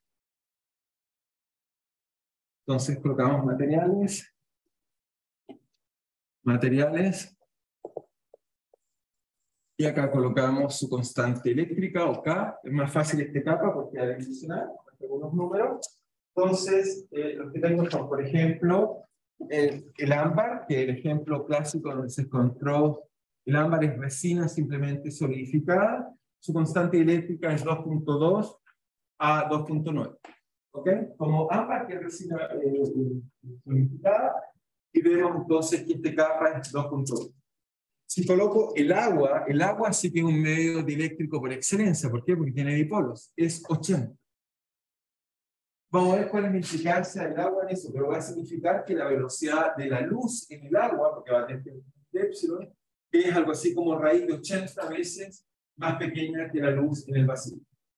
Esta constante juega un rol importante. Esto nos dice que el agua se polariza muy fácilmente. El aire, que es un medio también dieléctrico, este tiene la gracia que no es casi uno, es decir, que casi no se polariza, pero se polariza. ¿Okay? Y ese era el problema, iban mejorando, y tomaban el aire y lo aplicaban vacío cuando calculaban la fuerza del Coulomb, encontraban que era ligeramente chica y era por este factor, pero es casi uno, así que está muy bien. El alcohol, ¿ok? No el alcohol de tomar, el alcohol, ese es 25, también porque tiene mucha agua, digamos. La cera o parafina, digamos, nosotros le llamamos cera, pero en muchos lugares se llama parafina. Nosotros le llamamos parafina a otra cosa, no sé por qué. La cera, por ejemplo, tiene 2.2. ¿Ok? Simplemente algunos ejemplos para mostrar que tenemos medios que son líquidos, sólidos o gaseosos, y esos medios se polarizan, y uno calcula cuál es la constante de polarización. Por supuesto, toda esta zona, temperatura ambiente. Todo esto a una atmósfera, ok, de presión, y obviamente temperatura ambiente. Típicamente la temperatura ambiente es del orden de 20 grados Celsius, es donde uno hace estas medidas. Por supuesto, la temperatura y la presión pueden afectar, obviamente, esta constante. Entonces, eso me dice que, muy bien, me dice que existe esta constante. ¿Listo acá? Me dice varias cosas. Me dice, o sea, si quieren como conclusión, es un ejemplo. Lo que aprendemos es que los medios isótropos y lineal y homogéneos, la polarización es proporcional al campo eléctrico, o que eso, si quieren, lo puedo escribir como capa por epsilon 0, porque tiene dimensiones adimensionales.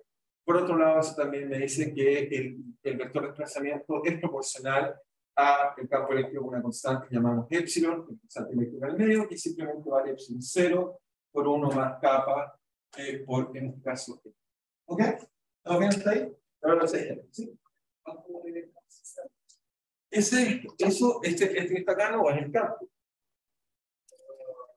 ¿Es el material?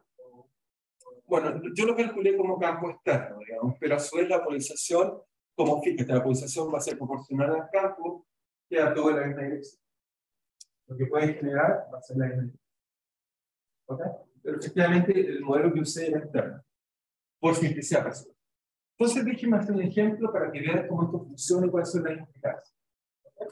Entonces, el ejemplo que vamos a hacer es muy simple, pero si entienden este ejemplo, creo que ya con eso ya entendemos todas las propiedades que necesitamos de un medio dieléctrico. El ejemplo es el siguiente: imagínense que tenemos un medio dieléctrico. Ahora, cuando yo les digo un medio dieléctrico, lo que les voy a decir en realidad es que les voy a dar el epsilon del medio. O sea, alguien me dice que tiene un medio eléctrico, ya ni siquiera les voy a decir homogéneo, nosotros. Un medio eléctrico, por defecto, va a ser isótopo homogéneo lineal. ¿Ok? Y entonces lo que me tienen que ver es cuál es su constante eléctrica. Lo que voy a hacer es colocar una carga Q acá, en la mitad del medio eléctrico, y me voy a preguntar si hago esto, me voy a preguntar cuál es el vector D que tiene el medio, cuál es el campo eléctrico que tiene el medio, cuál es la polarización que tiene el medio, cuál es la densidad de carga de polarización que tiene el medio, y cuál es la densidad, si quieren verlo, superficial de polarización que tiene el medio. O sea, tengo un medio eléctrico y le pongo una carga y me pregunto qué es lo que pasa. ¿Ok? Y la razón de eso es que quiero que vean cuál es el significado de la interpretación, porque vamos a entender mejor qué significa en este ejemplo muy simple. ¿Ok? ¿Estamos bien? Es claro para todos. O sea, tengo un medio eléctrico que es en el agua, el aire, y le coloco una carga Q. Entonces me pregunto cuál es el campo eléctrico, cuál es el desplazamiento, etcétera, etcétera. ¿Ok? Entonces, lo calculamos. Entonces, calculamos bien, pues, así que no tengo tiempo para calcular. Entonces, ¿cómo calculamos? Entonces, solución. Entonces, resolvamos este problema, digamos, cómo podemos calcular este cambio. Entonces, solución. Entonces, para resolver esto, uno dice, ¿qué es lo que hago? Y esto es el procedimiento en general. Lo primero que hay que hacer es que, lo mejor que hay que hacer es siempre calcular el E, no el E, el D. ¿Por qué? Porque el D solo depende de las cargas netas, no depende del medio eléctrico. Para él no existe el medio eléctrico. ¿Por qué? Porque el D satisface una ecuación así, me dice que el D es simplemente igual a ρ libre. Le da lo mismo al medio eléctrico. Porque en este caso tengo una sola carga puntual, una delta de Dirac pero una opción del espacio. ¿Ok? Por lo tanto, el E es simplemente el D de una carga puntual, y por lo tanto eso va a ser simplemente la carga partido por 4pi, no tiene 0,0 porque no es 0,0. Aquí apliqué obviamente a obtener este resultado, lo que hay que hacer es que tomo un volumen, es una esfera, integro, supongo que es homogéneo, aplico ley de Gauss, etcétera, después de hacer ese cálculo voy a encontrar que esto va como R cuadrado y la dirección R unitaria. Una partícula puntual, ya lo hemos hecho cientos de veces. ¿Ok? Así que el D es más fácil de calcular. Después que uno calcula el D, el siguiente a calcular fácil es el E. El E simplemente es, como D es igual a epsilon por E, entonces eso me dice que el campo eléctrico es simplemente Q partido por 4pi epsilon R cuadrado en R unitario. ¿Qué significa esto? Esto significa algo extraño, digamos.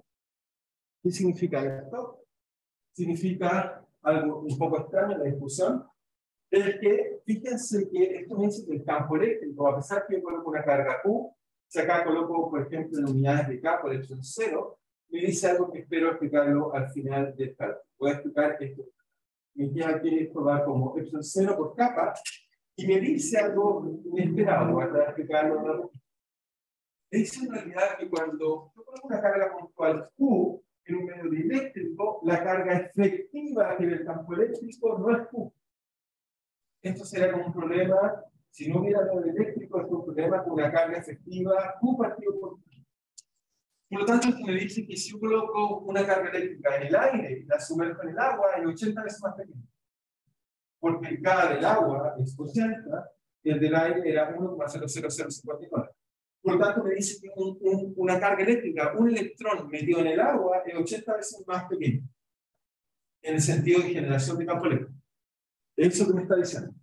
¿Okay? Eso es lo primero que uno debe entender. Lo voy a tratar de explicar porque lo vamos a explicar con calma. Pero trata primero de hacer la observación no trivial de que lo que está haciendo el medio eléctrico es un fenómeno que llamamos apantallamiento. Lo que hace es que hace que la carga sea más débil de lo que es.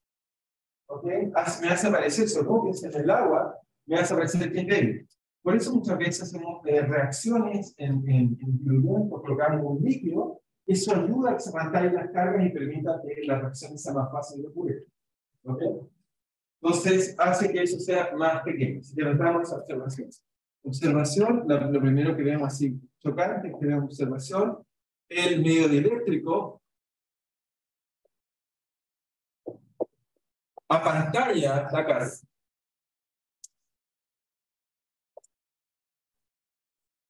Es decir, que la carga que era Q, en realidad veo como si era una carga Q partido por K. ¿Ok? ¿Sí? El campo debería ser como el campo menor a 1. El K. Ah, no puede ser menos que 1. El K, perdón. Lo llamé K, disculpa, es K. Esa letra no puede ser menos que 1. Si no tendríamos medios que, o sea, el medio que no tiene nada, nos limita este capa. Esa es la razón. Siempre es el mayor que. Hay razón para toda esa observación. No puede ser menor que 1. ¿Por qué? Porque este capa da cuenta de que el medio se polariza. ¿Ok? Y cada vez que se polariza menos es más chico. El límite es el vacío. Porque eso ya no se puede polarizar, no tiene materia. Entonces, de hecho, fue así como fue descubierto si quieren, esta constante de epsilon 0. Nosotros partimos al principio, porque bueno, había que introducirla, como hicimos carga de la nada. Pero históricamente fue al revés. Había medios que con medias fuerzas la iba a estar más sacando cosas, sacando de partículas, para el aire, por ejemplo, vaciándolo, haciéndolo cada vez más raro. Un gas con menos densidad, pero que uno descubriera que esto tiene esta constante epsilon 0, que es decir, equivalente a C capa igual a 1. Tiene razón. Por supuesto, esa observación importante. Notar bien que capa siempre es mayor o igual a 1. Es decir, que lo que estoy diciendo es que esto siempre es mayor o igual a 1 y solo es 1 cuando es vacío. ¿Ok? No materia. ¿Ok? ¿Estamos bien? Muy bien. Buena observación. Entonces, ¿qué me queda ahora? Me queda según esto, entonces, ¿qué es lo que uno calcula después de simplemente esta observación? Vamos a ver de qué. Obviamente, una vez que tengo el E y tengo el D, lo que calculamos ahora es P. ¿Ok? Simplemente le digo el mecanismo como uno posee en general para resolver este problema. Entonces, lo que hacemos ahí es simplemente calculamos P. Y uno dice, ¿pero cómo calculo P ahora? Bueno, fácil, porque P ahora es simplemente va a ser proporcional entonces al campo eléctrico con psi. Y esto es simplemente, si quieren verlo así, es capa por epsilon 0 por E. ¿Ok? Por lo tanto, P de polarización es, entonces, en este caso, es multiplicar, digamos, eso que está ahí por epsilon 0, por capa por epsilon 0. ¿Ok? Perdón. Acá coloqué capa, sí, eso está bien. Pero acá coloqué, me faltó tocar acá. Aquí no solo capa, faltó un 1. No nos queda 0. Esto era, epsilon 0 de 1 más capa. Me faltó el 1 ahí. Ok, eso fue lo que hay como un pequeño error. Porque acá el agua sería entonces 81. ¿Ok? Era 1 más capa. ¿Por qué? Porque acá sí no se me cancelaría. Porque acá me queda capa por epsilon 0 por E. Y entonces sería Q partido por 4 pi epsilon 0 de 1 más capa. ¿Ok? Y eso multiplicado por R cuadrado de la dirección R. Se cancelan los epsilon 0, por supuesto, polarización, esa constante no va. Pero me queda entonces que la polarización, el medio se polariza con esta constante que es 1 más capa, abajo, arriba por capa, R cuadrado, R unitario. ¿Ok? ¿Vamos bien hasta ahí? ¿Qué claro ahí? No, o sea, qué claro, y acá, bueno, lo de la carga, entonces me faltó entonces colocar el más 1. ¿Ok? El más 1 es el vacío. Entonces, ¿qué nos queda, digamos? Entonces, también te pregunto, quizás con el tema de base. Entonces, si queremos hacer, este caso tiene que ser 1. Sería 2, entonces, lo dije mal. Hay que pensar ahora de más cosas. Lo que sí sabemos es que esto, creo que debería ser 0, ahora sí puede ser menor que 1. Lo que es positivo. Porque me queda que epsilon vale epsilon 0 igual a 1 más capa, y el valor más pequeño que puede tomar es epsilon 0. ¿Ok? Por lo tanto, no se puede hacer negativo. Entonces, en vez de ser menor que 1, debería ser positivo. Ahí se me queda. Ahí está. ¿Sí? Ahí está. Un pequeño error. ¿Ok? Ok. ¿Qué me falta ahora? Me falta, conozco la polarización. Entonces, me falta calcular ρP y sigma P y estamos aquí. ¿Okay? Entonces, el ρP, ¿cómo lo calculo? El ρP, sí, tengo tiempo de calcular. El ρP lo calculo fácil, es simplemente la densidad de polarización era simplemente la densidad de polarización es la menos la divergencia de P. Y sigma de P es simplemente P por la normal. ¿Ok? La divergencia la tengo que hacer en coordenadas, obviamente, esféricas. Entonces, el ρ P lo tengo que calcular en simetría esférica, pero voy a suponer que solo depende de R. Eso debería ser la divergencia en esas coordenadas. Pues si recuerdan, la divergencia era los factores de escala abajo, así que eso me da R cuadrado. Seno de teta aquí, seno de teta, por D a de R, y arriba iban los factores H2 y H1, eso también me da R cuadrado, seno de teta, y ahora viene por P. Y P, en este caso, vale esto que está acá. P vale Q por K, por, en este caso, la coordenada del unitario, partido por 4 pi 1 más kappa por R cuadrado. ¿Ok? Hay un cuadrado. Entonces, lo primero que uno ve es que los tetas se van para afuera, si una de los está derivando, no hay problema. Lo otro que vemos es que tiene el R cuadrado, porque hace el R cuadrado que está acá, y eso nos lleva a la conclusión que tengo que derivar algo que no depende de R, así que eso es cierto. Así que me lleva a la conclusión que, a pesar que en este problema la polarización depende del espacio, la densidad volumétrica de polarización es cero. Fíjense en este ejemplo simple, P es función del espacio, sin embargo, en este caso tenemos que ρ de P es cero. No hay densidad de carga en volumen. Solo vamos a ver que densidad de polarización superficial. ¿Cómo entendemos eso ahora? Para entender eso. Entonces, ¿cómo hacemos eso? Bueno, esto nos dice que para entender esto, colocamos nuestra carga Q y esta vez lo hacemos más realista. Y me imagino que entonces en el entorno este medio está polarizado así. Están todos, digamos, los momentos bipolares así y van decreciendo así, por supuesto, hacia afuera, etc. Así. Entonces, obviamente, si coloco una carga positiva, aquí están las cargas negativas. Menos, y así más, etc. ¿Ok? Y entonces, ¿qué es lo que está pasando? Entonces, tengo que tener aquí, me imagino mentalmente que hay un pequeño volumen infinitesimal que está acá, donde la normal del material, en este caso, es hacia adentro, no es hacia afuera. En este caso, el material es todo el entorno, y está mi carga puntual, y veo cómo se cae en esa carga por polarización, porque volumétrica no hay.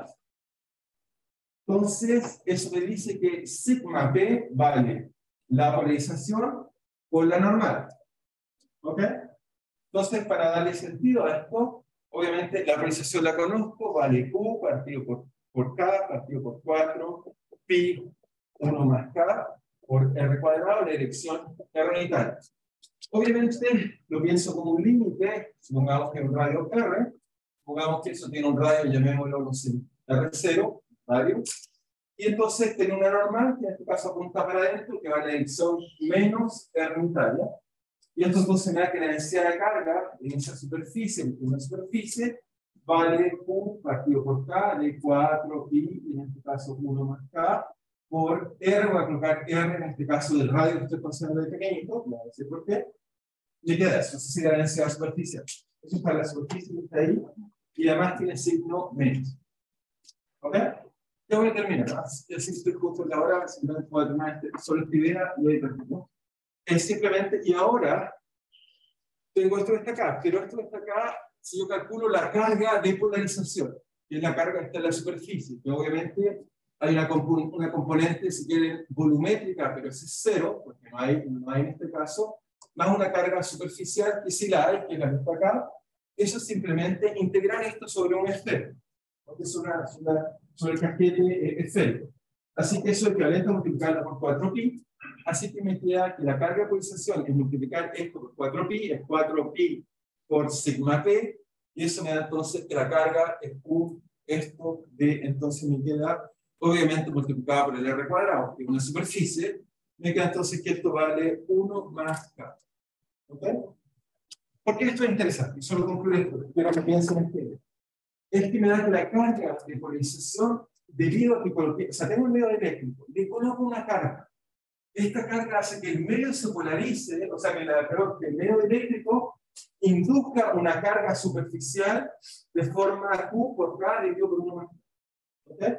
Y ahora si uno se pregunta, ¿cuál es la carga total, la carga neta? Carga neta, y aquí termino, carga neta, es simplemente uno diría, bueno, la carga neta o la carga total debería ser la carga puntual que yo coloqué, más la carga de polarización. La carga de polarización, en este caso, vale menos Q por K por 1 más K. ¿Ok? ¿Y qué significa eso si calculan bien? Bueno, esto significa entonces que el medio, la carga total que está viendo, es esto, pero fíjense que tengo esto que está acá. Entonces, ¿eso qué me da? Bueno, hay que sumar esto, me va a dar entonces 1 más K, y arriba me queda entonces una carga efectiva 1 más K. Entonces, lo que quiero hacer notar es que el medio dieléctrico, ¿qué es lo que está haciendo? El medio dieléctrico lo que está haciendo es que cuando coloco una carga puntual, entonces aparece una carga en torno a él de polarización que lo apantalla. Esta es la carga que nos está apantallando. Esta es la carga que hace que la carga que viene de afuera sea más chica. ¿Okay? La carga que estoy viendo efectivamente es distinta a la carga que yo coloqué porque el medio dieléctrico me mete una carga en el entorno que la está apantallando y la carga que me coloca es esta. De tal forma que genera el campo eléctrico distinto que veo desde afuera.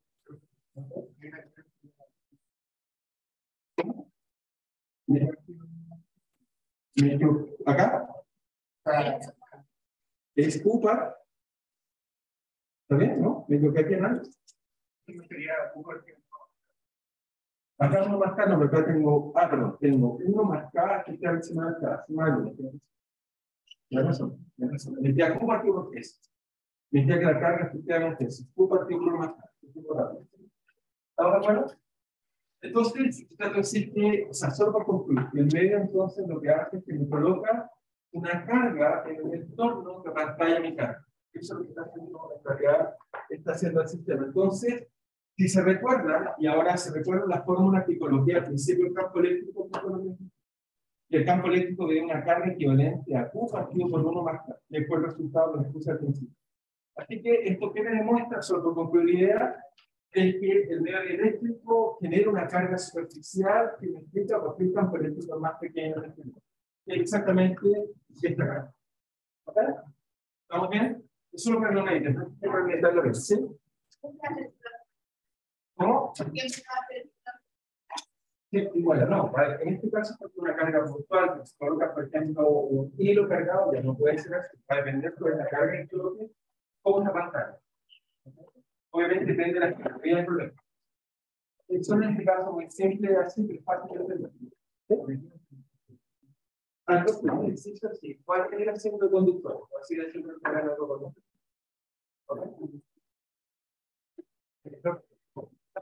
Siempre como está siempre pero está una casa sin nada. Claro, sacarle vuelta. Por supuesto, un voltaje. Pero un voltaje va a cambiar. Claro, por supuesto. Uno va a llevar a tierra una. ¿Cómo? Bueno, tiene un principio de diferencia de voltaje, no, obviamente. Tiene diferencia de voltaje, o